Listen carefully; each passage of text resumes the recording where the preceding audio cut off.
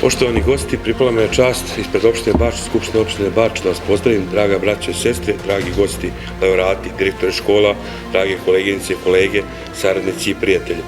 Dobrodošli na ovu našu i vašu svečanu povodom obeležavanja Svetosavske akademije. Danas se sa ponosom prisjećamo prvog srpskog prosvetitelja i arhiepiskopa, te lika i dela velikog mirotvorca i duhovnog graditelja srpske države, crkve, prosvete i kulture. Vaše prisustvo danas govori o značaju ove svečanosti.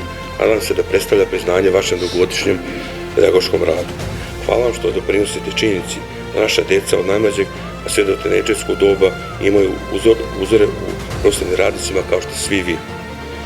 U vašim rukama i rukama profesora, učitelja nalazi se budućnost svih nas i naše dece.